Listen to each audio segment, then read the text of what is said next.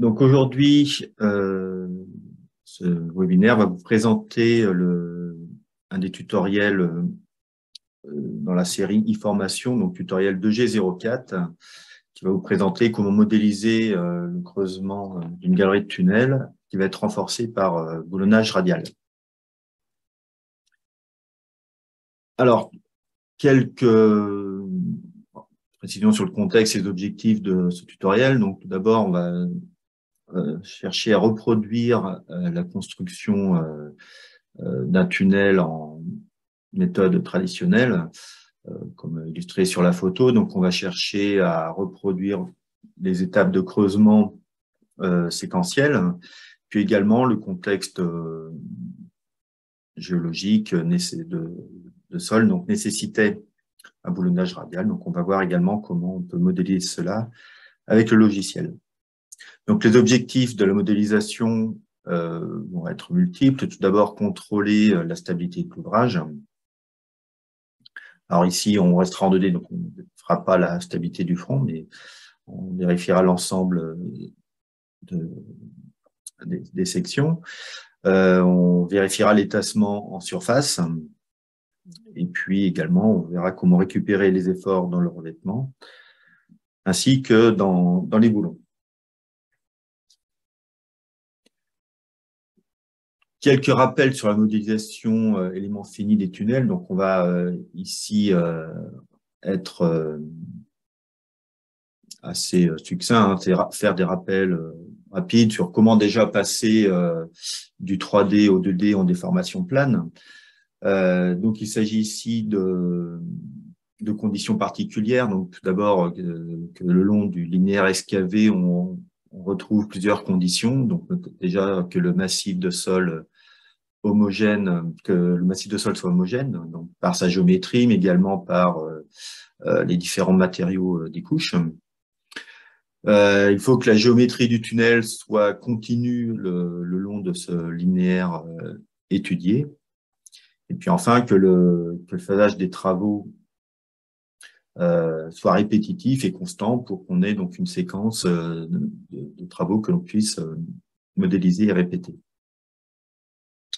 Donc, sous ce contexte, on arrive avec la méthode des éléments finis à modéliser les travaux d'excavation. Alors, on va rapidement illustrer ce qu'on peut observer en méthode traditionnelle ou en tunnelier. Donc, c'est vrai que on va exploiter, par exemple, la méthode convergence-confinement pour la méthode traditionnelle et tunnelier.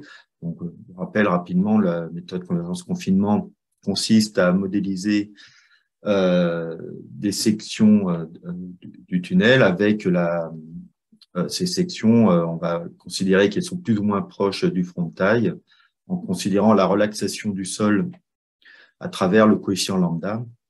Donc, il va être nul lorsqu'on est dans le massif et puis qui sera égal à 1 lorsque le massif sera complètement déconfiné. Donc, on va ainsi également pour activer le soutènement, considérer la courbe de convergence du terrain, mais également la courbe de confinement du soutènement pour calculer ce coefficient lambda par diverses méthodes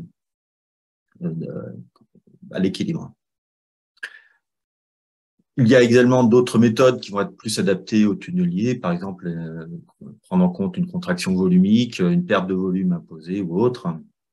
Donc, toutes ces autres méthodes, plus généralement la modélisation tunnelier, vous pourrez retrouver ça dans le tutoriel de G07 que l'on mettra prochainement en ligne. Enfin, concernant les lois de comportement, on a tendance à travailler avec le Moore-Coulomb, qui est une loi de comportement, enfin un critère robuste, éprouvé, et puis surtout qui permet de se relié à des paramètres disponibles par les essais, notamment le triaxial. Vous connaissez sûrement le HSM, le Hardening Soil Model, donc qui a pour avantage d'introduire une élasticité non linéaire, donc fonction du niveau de contrainte dans le massif, mais également de permettre le chargement-déchargement du massif. Donc c'est une loi répandu. Puis je cite, pour en faire la promotion, une loi qui est dénommée ANL dans le logiciel César, qui a été développée par les travaux de Nicolas Gilleron en 2017 et qui donc introduit l'anisotropie et qui a pour avantage donc de mieux modéliser la cuvette de tassement, comme on peut le voir sur cette figure, donc où les mesures sont celles réalisées sur les travaux du tramway T6, et puis donc les différentes modélisations sont représentées. Donc on voit bien que le ANL reproduit, s'approche le mieux des mesures, et puis s'approche également d'une cuvette de PEC, qui est généralement retenue pour l'analyse analytique de ces cuvettes de tassement. Donc, avec ces outils présentés, on va donc concevoir l'exemple présenté aujourd'hui, qui va être grandement simplifié. Tout d'abord, donc, comme je l'ai dit, on va passer du 3D au 2D, c'est-à-dire que on est par défaut 3D. Hein, par exemple, si on boulonne là sur un fort tunnel radialement tous les 2 mètres, mais sur cette géométrie 3D, on va venir isoler une section 2D que l'on va pouvoir ensuite traiter en déformation plane. Donc, on va restreindre notre géométrie à une déformation plane, à cette géométrie. De plus, bon, pour encore une fois simplifier notre modèle et puis gagner en temps de calcul, on va également on va toujours chercher à optimiser. Donc là, on va retenir qu'une demi-section. Et puis, je pointe aussi le choix des modules et sections des boulons, puisqu'on est en déformation plane. Donc là, si je souhaite mettre en œuvre un boulon tous les 2 mètres, il va falloir que j'affecte une section équivalente pour reproduire cet état-là, puisque, encore une fois, en déformation plane, on va travailler avec 1 mètre de profondeur, enfin 1 mètre normal à notre modèle. Encore une fois, comme on est ici pour présenter les fonctionnalités puis comment modéliser le creusement, on va rester sur un massif relativement simple. Donc, on sera sur un massif homogène de type calcaire avec une loi élastoplastique et le critère de Moore-Coulomb également pour simplifier notre choix de paramètres. Alors, le phasage de construction, en fait, va suivre la méthode de convergence au confinement. Donc, on va tout d'abord initialiser notre état de contrainte géostatique. Et puis, on va progressivement donc venir excaver la partie supérieure. Donc, on a fait le choix d'un lambda de 0,4. Également, on a fait le choix de simplifier la mise en œuvre des boulons et du revêtement en une seule phase. Donc, on appliquera le complément du lambda pour avoir un déconfinement total. Et puis, on reprendra l'excavation inférieure, où on suivra également ce schéma de lambda de 40%, puis de 60%.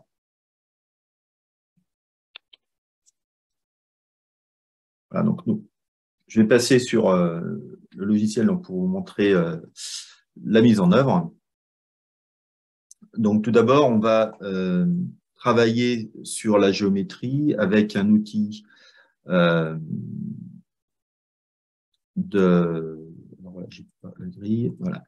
avec un outil de script. Là, vous avez des scénarios qui sont disponibles. Donc là, pour l'instant, j'en ai activé un dans le logiciel, donc qui est un scénario qui permet donc de reproduire des sections des géométries de tunnels courantes, plus ou moins complexes, et avec un schéma d'excavation également plus ou moins élaboré.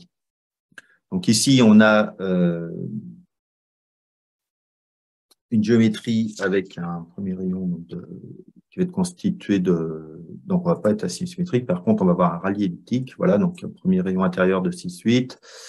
Donc là, on renseigne les données telles que décrites sur le manuel, hein, que vous pouvez le document que vous pouvez télécharger sur le site Internet. Donc, on a ainsi une première géométrie réalisée. Et puis, donc, je vais également faire créer l'épaisseur du revêtement. Donc, on va faire en 30 cm.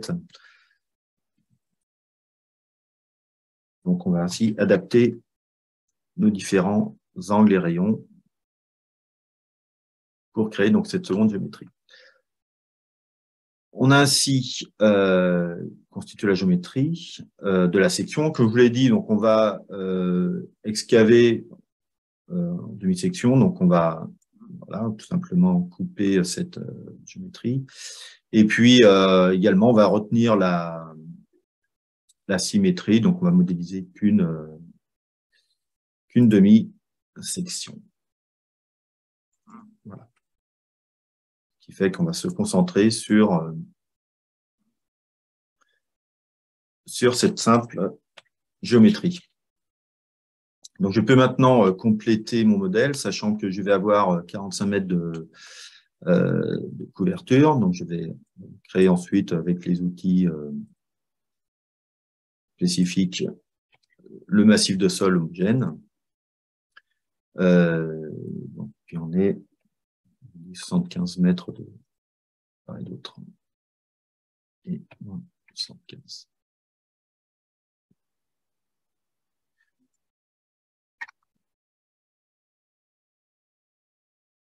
Donc, on peut compléter, on peut alors soit avec l'outil définition de points, puis également, bien sûr, en s'aidant de la grille, pouvoir compléter ce massif.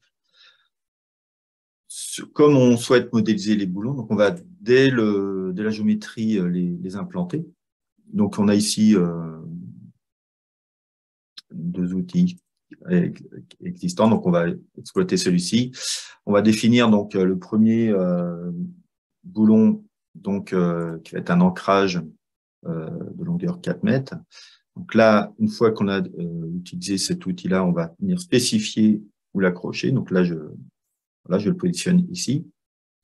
Et à partir de là, je vais utiliser l'outil d'opération sur bloc pour faire une rotation de centre. Là, on est à 0,0. D'angle que je vais calculer préalablement de 16,3. Donc puis je vais répéter cette opération 5 fois pour créer donc ces 6 boulons. Donc voilà, ces 6 boulons qui sont ici. Voilà.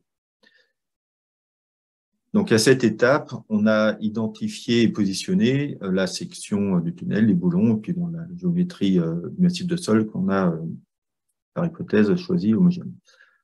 On peut également donc travailler là pour mettre de la couleur, enfin du moins identifier les différents constituants de notre modèle.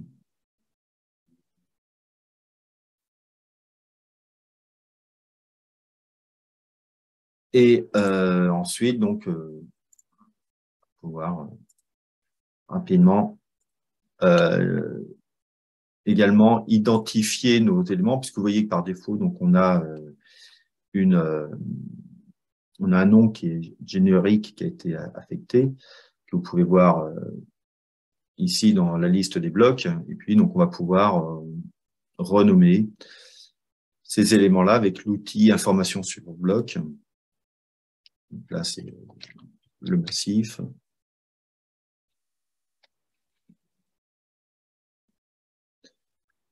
Voilà. Ici, on va regrouper les boulons entre eux.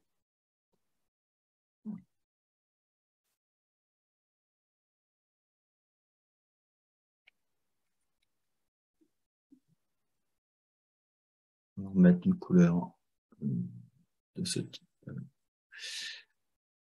Si on est en noir. Voilà. Et puis, donc, on va voir voilà, l'excavation sup, le banc, et ainsi de suite.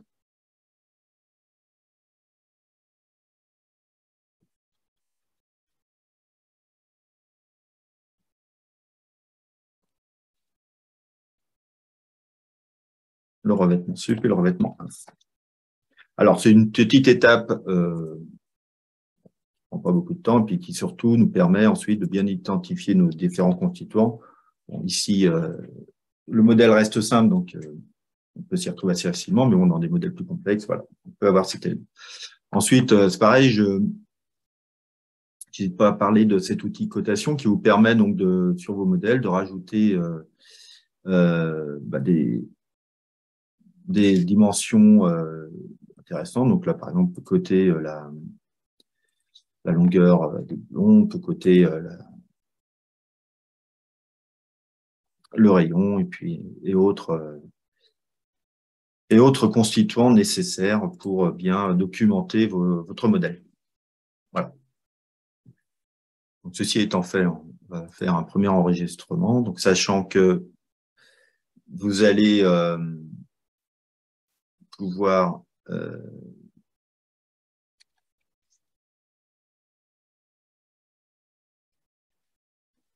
lui donner un nom et ensuite il sera sauvegardé. Alors, passons maintenant à l'étape maillage. Alors, dans l'autre étape maillage, je vais masquer le nom des blocs. Voilà. On va avoir une densité que l'on va se fixer à demi-mètre, 0,5 mètre au niveau de la galerie où se passeront la majorité des tassements. Et puis, on va faire progressivement vers les contours extérieurs et les plans de symétrie. Donc, on va ainsi utiliser cet outil découpage de longueur variable où on va pouvoir également donner une consigne de maillage. Donc là, par exemple, pour bien modéliser propager les tassements, donc le déplacement dans le massif de sol, on va faire une progression. Puis ensuite, on va aller plus largement vers les extérieurs. On va mettre 10 mètres, par exemple, pour c'est l'extérieur. Et puis en surface, donc on était de 5 à 10 mètres. Voilà. Donc ceci étant fait, on va pouvoir maintenant passer à l'étape maillage. Et pour que le massif de sol reconnaisse bien la présence des boulons, on va d'abord commencer par mailler ces boulons. Donc il est important de commencer par cette étape-là, pour ensuite donc venir sélectionner le massif de sol et choisir donc l'interpolation quadratique en triangle et appliquer. Si on visualise un peu mieux, vous voyez qu'on voit l'empreinte, on voit bien l'empreinte des boulons. Donc le massif de sol c'est bien accroché en fait à nos boulons. Il nous reste à mailler l'intérieur de la galerie. Voilà ce qui est fait. Donc, on a ainsi compté cette première étape. Alors, en sachant que, par habitude, je fais géométrie, maillage, mais l'étape maillage peut être, on peut y revenir à n'importe quelle étape, puisque les différents modèles que l'on va constituer ensuite sont indépendants de notre maillage. Donc, premier modèle maintenant que l'on va constituer. Donc, on va créer une première phase. Donc, on est en statique MCNL. Donc, cette première phase sera l'initialisation des contraintes. On précise ici que l'on est en déformation plane, que l'on va faire du phasage, et puis qu'on va travailler en contrainte géostatique. Contrainte géostatique qu'on peut définir ici. Donc là, on rajoute le nombre de couches nécessaires. Bon, ici, on n'en a qu'une. Notre altitude supérieure, donc on dit qu'on est 45 mètres de couverture. Poids volumique, ici, on sera à 18 kN par mètre cube. Et le K0, on reste conservateur à 0,5.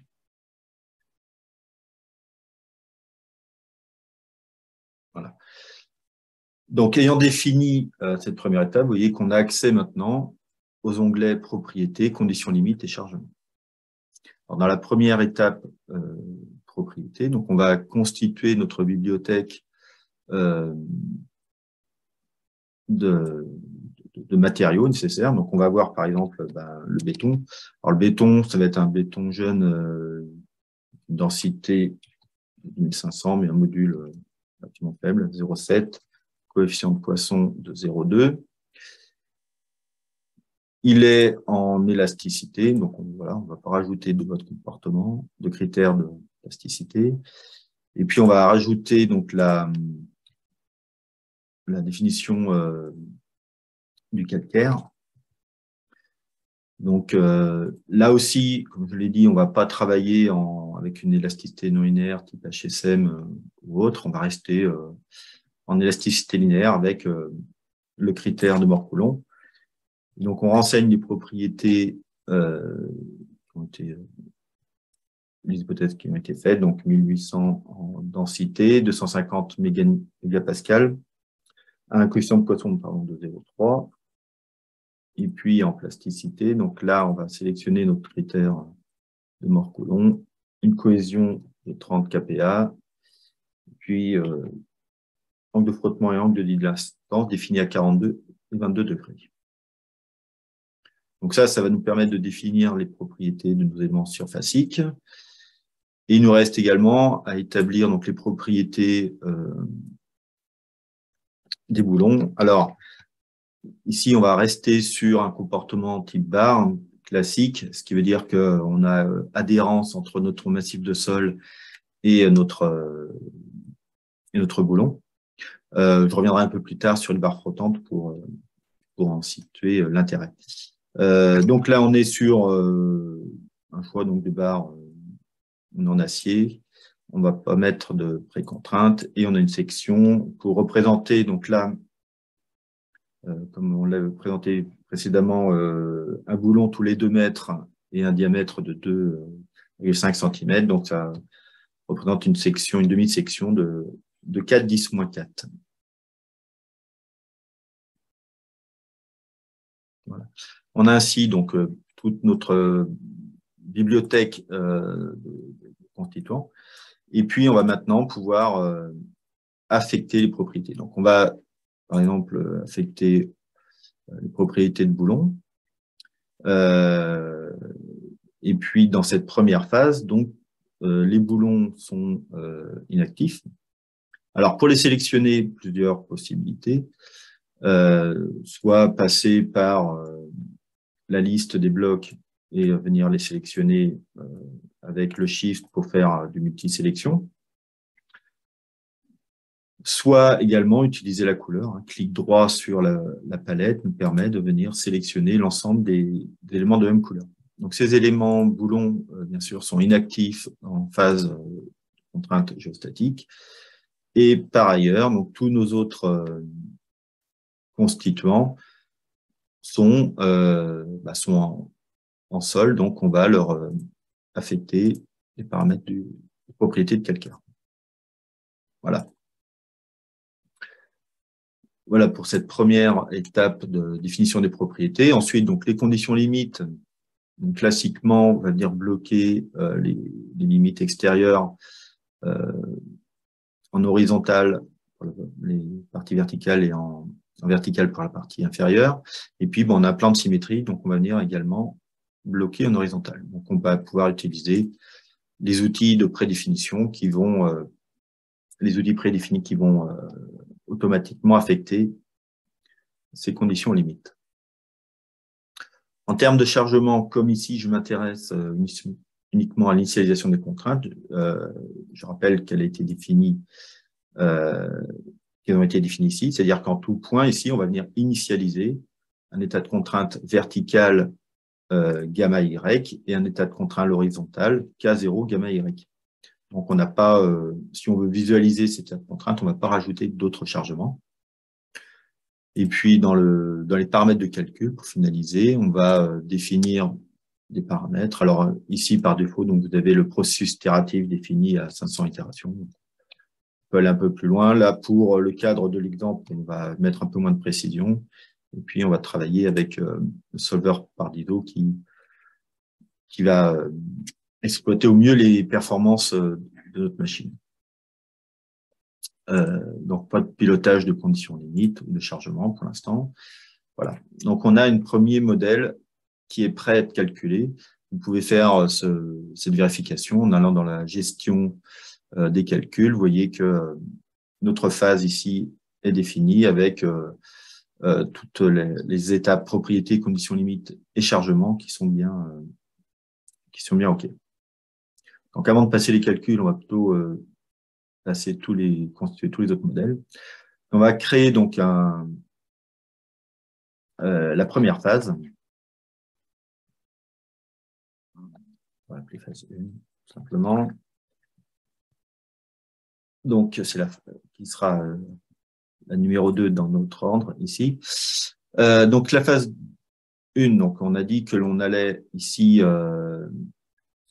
désactiver toute la partie supérieure pour affecter donc un coefficient lambda de 0,4. Donc, en termes de propriété, on peut récupérer par copier-coller, glisser-déposer ces jeux de propriétés. Hein. C'est-à-dire que maintenant, si on visualise, si on interroge, alors c'est pareil, interroger, hein, un clic droit sur le modèle permet d'actualiser, vous voyez, les propriétés ici. Et donc, on a bien toutes les propriétés affectées. Les conditions limites, alors, également, un outil, hein, à touche F2, vous pouvez renommer ces jeux de... Pardon, ces blocs avec des noms qui ont pour l'instant des noms prédéfinis. Donc, avec la touche F2, vous pouvez les renommer.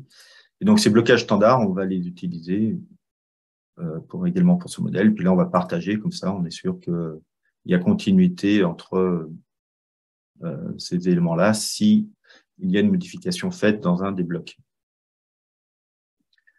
Donc, les conditions limites, on voit, sont bien affectées. Et en termes de chargement, donc on va ici donc activer l'outil force de déconfinement. Donc, l'outil consiste à être, voilà, on va l'activer, on va sélectionner actif. Le coefficient lambda, donc on a dit qu'on était à 0,4. La phase pour le calcul des contraintes que l'on va venir relâcher, donc c'est la phase précédente, initialisation des contraintes. Et donc, on a ainsi, en utilisant l'outil sélection automatique, sélectionner les contours qui vont être libérés. Donc, on peut l'appliquer. Donc, vous voyez que c'est appliqué en bas à gauche, vous avez le contrôle, la force de confinement appliquée avec le coefficient lambda de 0,4. Vous pouvez également, si vous souhaitez, revenir à un état de version précédente manuelle qui va vous permettre donc de visualiser également ces forces et puis donc l'intensité là de 40% sur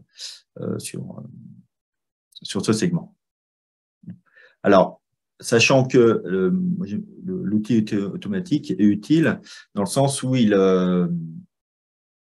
permet notamment de s'affranchir de toute modification. Si vous faites des modifications dans votre phasage, eh ben les forces de déconfinement seront toujours automatiquement appliquées aux endroits nécessaires, notamment au niveau des segments qui ont été relâchés. Eh ben, écoutez, à cette étape, on a défini donc notre chargement. C'est complet. On va juste reproduire également par glisser-déposer les paramètres de calcul. Et donc, voilà, on les a repris ici. Donc, cette phase 1 est également prête à être calculée. On continue notre phasage donc pour maintenant compléter. Alors, là, on va faire une copie du modèle pour récupérer, puisqu'on va appliquer les 60% de notre complémentaire de notre force de déconfinement.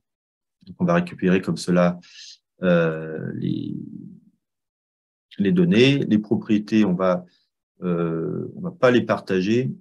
Je reviendrai là-dessus. Et puis, les conditions limites, on va également les partager. Voilà. Donc, les propriétés. À cette étape-là, donc on vient maintenant activer les boulons et le revêtement supérieur. Voilà. Alors, pourquoi je n'ai pas fait le partage des propriétés, justement, c'est parce que pour l'instant, la copie fait que tous ces éléments sont pour l'instant en calcaire, et que si maintenant, comme il faut le faire, j'applique le béton pour le revêtement supérieur, je suis sûr qu'il n'est affecté qu'à cet élément-là. Si j'avais défini le partage sur les propriétés, automatiquement, ça aurait été réaffecté, par exemple, la phase 1. Or, la phase 1, on est encore... non, le béton est inactif, mais par contre, le partage sur la phase initialisation des contraintes viendrait réaffecter le béton alors que je veux que ce soit du calcaire.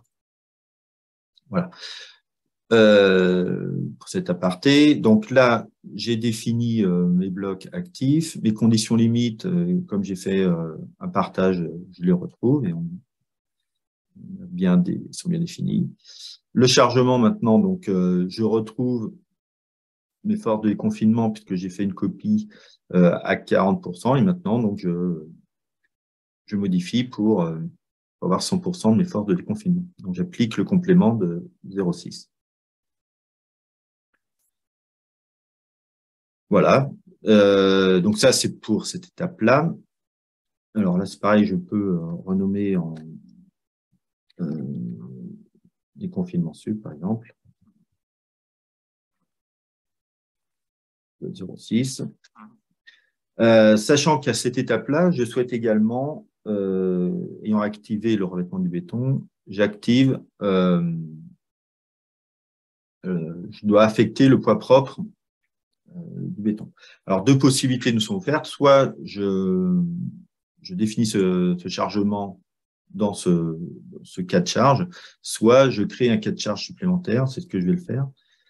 Je vais faire ajouter ce cas de charge-là pour montrer également qu'on peut piloter distinctement les différents cas de charge. Donc, si vous avez des coefficients à appliquer aux différents cas de charge, eh ben, il sera plus simple de le faire si vous dissociez bien chaque cas de charge. Donc là, dans ce cas de charge-là, je vais, comme dit, activer le poids propre. Donc, par sélection automatique, il découvre il retrouve les groupes qui ont été activés d'une phase à l'autre et j'applique. Donc, on retrouve également l'indication en bas à gauche là que les forces de pesanteur sont appliquées. Et si je fais montrer, c'est bien affecté à ce bloc-là. Les chargements, donc, vous pouvez également les retrouver dans l'arborescence propriété. Si vous faites voilà, propriété, il vous resélectionne les propriétés et l'élément qui est affecté de ce chargement. Voilà, pour cette étape-là. Maintenant, on va recopier les paramètres de calcul, ce qui fait que je suis maintenant prêt pour passer mes trois premières phases. Et bien, comme je vous disais, je vais compléter les 5 phases avant de lancer le calcul. Donc, je crée maintenant un nouveau modèle puisqu'il est, pour le distinguer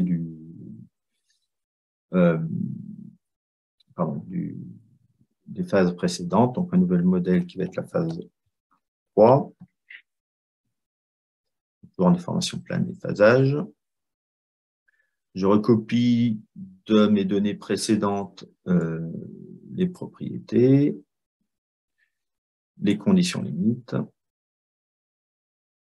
Et puis là, j'ai pas d'intérêt à recopier les cas de charge. Sachant encore une fois, je répète que on travaille ici en schéma incrémental, donc on n'applique que le chargement qui déséquilibre notre système à cette étape-là. Donc en termes de propriété, on a vu que notre section supérieure était inactive, donc on a toujours bien du béton ici, nos boulons sont activés, et puis donc on vient maintenant également inactiver notre section inférieure. Voilà. Donc il n'y a pas d'autres modifications à faire. En termes de conditions limites, Voilà, elles sont affectées. Et donc maintenant, on s'intéresse au nouveau chargement. Donc, nouveau chargement, il s'agit d'affecter les forces de déconfinement. On a dit que, par hypothèse, les psychiatries sont restées à 40% de déconfinement. Maintenant, par contre, l'état de contrainte de référence, ce n'est plus l'état de contrainte d'initialisation des contraintes. On a avancé dans notre dans le creusement, donc le frontal est avancé. Donc, on sélectionne la dernière phase, phase 2, comme nouvel état de contrainte pour relâcher pour relâcher les contraintes donc sur le contour libéré. Voilà, donc il découvre ainsi qu'on retrouve bien les contours qui ont été libérés. Pas d'autre chargement donc à cette étape-là. Pour les paramètres de calcul, on va récupérer les paramètres de calcul précédents. Et on a ainsi créé notre troisième phase. Je la duplique pour considérer notre quatrième phase. Donc, je vais copier les conditions limites, les cas de charge et les propriétés. J'en profite pour faire un petit enregistrement d'étapes. Donc, en termes de propriétés, mon béton est toujours activé, mais maintenant, je viens activer donc le revêtement inférieur. Voilà. En termes de conditions limites, c'est toujours affecté. Et en termes de déconfinement, donc je retrouve les 40% affectés de la phase précédente, et donc j'applique le complément pour arriver à 100% de relaxation. Non, c'est pas 100, c'est 0,6, toujours basé sur la phase 2, puisque c'est bien l'état de contrainte calculé à partir de la phase 2. Voilà, donc on a mis à jour les termes. Et puis donc je vais rajouter un cas de charge qui va être donc le poids propre du revêtement inf.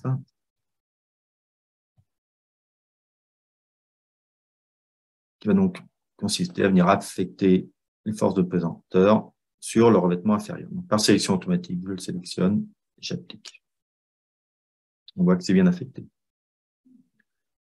Alors, je vois que j'ai pas tout documenté, mais bon, on peut encore une fois revenir sur les différents blocs là, et puis donner des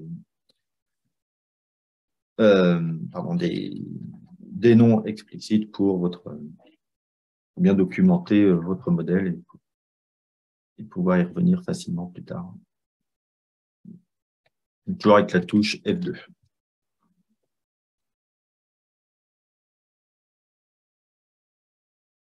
Je me suis trompé ici, c'est l'excavation sous. Voilà.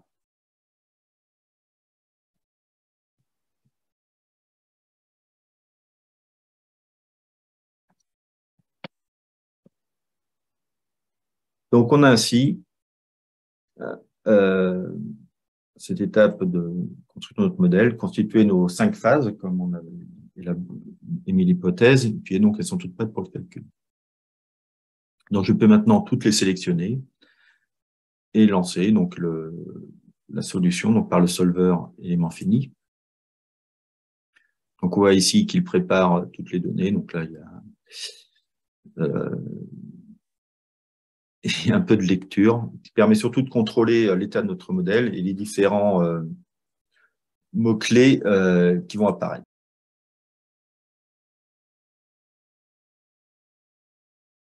Donc, on a ainsi finalisé notre calcul. On voit que c'est bien fini. On voit également que les calculs sont bien passés par le fait que si vous revenez sur le gestionnaire des calculs, on a bien l'état OK pour chaque modèle. Donc, on peut maintenant voir les résultats. Alors, on va s'intéresser à plusieurs choses. D'abord, bon, c'est toujours utile de vérifier que l'état de contrainte est bien cohérent. Donc ici, c'est relativement simple puisqu'on a défini une contrainte géostatique sur un massif homogène. Et voilà, si j'affecte, je demande l'affichage du résultat contrainte, je visualise ici le tenseur et je peux également venir interroger en tout point avec l'outil information pour récupérer donc l'état de contrainte horizontale et verticale et m'assurer qu'on a bien un ratio de 0,5 entre la contrainte horizontale et la contrainte verticale. Voilà. Bon. Sur l'état de contrainte, on ne va pas voir plus de choses. Bon, on peut ensuite tracer des isovaleurs, par exemple, de déplacement vertical sur l'ensemble des phases et voir ainsi comment se propagent les déplacements. Donc voilà, on peut ainsi passer ici d'une étape à l'autre pour voir l'évolution. Et puis, ce qui m'intéresse maintenant, c'est bon, plutôt l'étape, la phase 4. Je vais me concentrer sur cette étape-là pour vous montrer différents résultats. Donc, tout d'abord, les tassements, on les a, tassements totaux. Je peux également, sur ce modèle-là, demander à voir l'effort normal dans les boulons. En ce qui concerne donc la forme, enfin la représentation globale du tassement, si on regarde une déformée, on voit bien qu'il y a déformée de la galerie. Alors sur la déformée, on peut la paramétrer. Hein. Je peux par exemple demander à voir l'état non déformé. Alors bon, là, ça se superpose un peu, donc on peut également, en termes de visualisation, bon, le maillage ne nous intéresse pas forcément à voir uniquement la bordure des groupes. Voilà. Donc on a ainsi la position initiale et la position finale de votre galerie. Et puis je peux donc me concentrer également sur la section ici en faisant voir seulement la sélection. Voilà comment ça se déforme. Alors, ça se déforme, encore une fois, hein, c'est une échelle automatique, donc on peut aussi paramétrer cela pour que ce soit un peu moins inquiétant d'un point de vue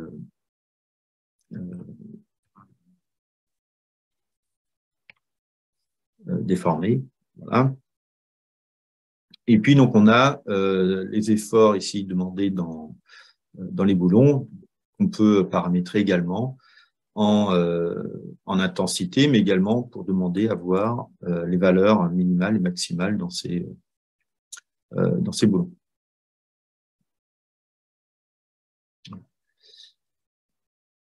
Alors, intéressons-nous, comme je disais en introduction, au tassement sur ce modèle. Alors, les tassements, on peut les obtenir de plusieurs façons. Donc, tout déjà, par interrogation du modèle, on peut venir demander en un point précis ce tassement. Donc là, on a 16 mm. Et puis, si on souhaite avoir la cuvette de tassement, on va aller dans l'outil courbe. On va venir dans cette étape-là sélectionner le segment donc en surface, utiliser ici l'outil ligne de coupe pour donner le nom cuvette et ajouter, donc ce qui constitue ainsi cette première ligne de coupe. Vous voyez qu'elle est orientée de gauche à droite, donc éventuellement vous avez ici un outil pour la réorienter. Et donc, sur cette ligne de coupe, on va pouvoir exploiter les outils de graphique, donc pour tracer, par exemple, ici, comme attendu, le déplacement vertical UY suivant la cuvette. Donc là, on n'a qu'un seul incrément. On applique et on a ainsi donc ce graphe que vous pouvez paramétrer suivant pour les différents axes. donner une couleur, par exemple, différente, un marqueur différent, et appliquer. Voilà. Donc, ce premier graphe, plusieurs possibilités également pour l'exploiter pour votre note de calcul. Ici, à chaque étape du modèle, vous pouvez faire des captures. Voilà, cet outil capture, il est à toute étape. Et chaque fois que vous l'activez, vous vous retrouvez avec pardon, c'était pas le bon paramètre, c'est Y. Voilà, vous retrouvez donc ce paramètre et ils sont stockés automatiquement dans dossier image. Vous retrouverez les différentes captures que vous avez pu faire. Également, vous pouvez utiliser l'outil d'export des données pour donner un nom à ce fichier texte et exporter ces données pour ensuite les exploiter sous Excel ou tout autre traceur. Alors, si on revient maintenant sur les résultats, donc je vais montrer comment récupérer les efforts dans les boulons. On va voir également comment récupérer les efforts dans le revêtement, en isolant le revêtement et en venant ensuite tracer sur ce revêtement des lignes de coupe comme l'extrado. Donc, c'est pareil, on reproduit, on resélectionne avec les outils tous les contours extérieurs. Je définis maintenant le nom extrado, j'ajoute. Donc, on voit ici comment c'est parcouru. Donc, encore une fois, on peut tracer ici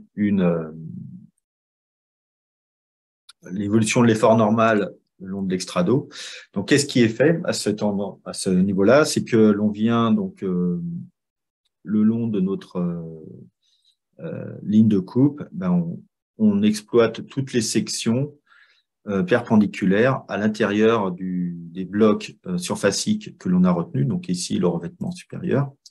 Et donc, on peut ainsi intégrer ces contraintes et obtenir donc l'effort normal, comme on peut également obtenir l'effort tranchant, voire le moment fléchissant. Alors, pas suivant la cuvette, suivant l'extrado. Voilà. Donc, c'est une exploitation possible de ces résultats pour pour analyser les efforts dans ce revêtement. On peut également demander à voir le tenseur de contrainte pour rapidement situer le niveau de contrainte dans le béton. Voilà donc ce qui présente en gros les différentes étapes de notre modèle. Juste pour compléter, vous avez en termes de résultats également la possibilité d'exploiter des tableaux, donc là qui sont, je dirais, l'exploitation un peu plus large des données. Donc là, on a ainsi les valeurs de contraintes dans les éléments de D. Et donc, si vous voulez plutôt regarder les efforts, par exemple, dans les boulons. Voilà, donc on va ainsi avoir les efforts dans les boulons, donc en newton ici. Donc ainsi, une analyse un peu plus détaillée de tous ces résultats. Pour finaliser donc ce webinaire, je voulais juste présenter quand même quelques variantes, en introduction, j'avais mis de certains nombres d'hypothèses simplificatrices. Bien sûr, on peut exploiter différemment le revêtement, par exemple passer sur de revêtements en éléments 1D, qui aura pour avantage de faciliter l'analyse paramétrique, puisque le fait de modéliser en éléments surfaciques, forcément, on force l'épaisseur, et on ne peut pas y revenir. L'élément 1D, là, on va pouvoir paramétrer l'épaisseur, et donc ce qui va nous permettre également, pour avantage, d'avoir les résultats immédiats en effort. Par contre, le désavantage qu'on peut émettre à cette variante, c'est que, pour le coup, la section SKV, elle est toujours constante, puisqu'elle ne prend pas en compte l'épaisseur de revêtement que l'on va définir. Également, l'autre désavantage, là également dans l'hypothèse simplificatrice, on abordera une autre fois les effets différés, mais on ne peut pas affecter d'effets différés dans les éléments 1D, alors du moins dans la version actuelle 2021.1, mais c'est prévu dans la prochaine version 2022. L'autre variante également que l'on pourrait envisager sur ce type de modélisation, c'est d'introduire une loi d'interface pour nos boulons. Donc, introduire une interaction sol-boulon qui serait plus réaliste par l'intermédiaire d'un frottement latéral. Et puis, par contre, là, la difficulté, c'est plutôt justement de caler ces paramètres de loi d'interface. Également, je l'ai dit que là, on avait le revêtement et les boulonnages, on l'avait défini d'un seul bloc. On peut, on prend l'exemple de galerie d'un client, bien sûr, distinguer pré-soutènement et revêtement définitif, donc avoir une modélisation plus en détail de notre section. Comme on peut également introduire des interfaces, comme vous le voyez ici en rouge sur la vue, là, entre le sol et le béton, ou encore entre le pré-soutènement et le revêtement. Donc ça, ce sont également bien sûr des modélisations nécessaires pour aller vers un résultat, encore une fois, plus réaliste de notre excavation de tunnel. Et puis enfin, pour aller plus loin, parfois on ne peut pas remédier au passage au 3D. Et donc, dans ce cas-là, plusieurs possibilités vous sont données. Le plus simple, c'est d'exporter votre modèle 2D vers le 3D. Mais dans le logiciel César 3D, vous allez aussi retrouver des outils pour une édition aisée de la géométrie. Et puis également, je profite pour introduire ce script CNewTune qui vous permet, par exemple, d'automatiser un phasage sur une section continue en permettant également l'introduction du pré-soutènement de front, mais également de la voûte parapluie. Et puis enfin, si vous souhaitez aller plus loin sur le 3D, il y a des tutos qui sont disponibles pour modéliser soit une intersection de galeries, donc modéliser galerie circulaire, ou encore généraliser un peu notre boulonnage que l'on vient de faire ici sur un 3D. Voilà, écoutez, je vous remercie pour votre attention. Encore une fois, pour aller plus loin, nombreux outils, nombreuses informations, documents et versions démo vous sont proposées sur le site cesarlcpc.com.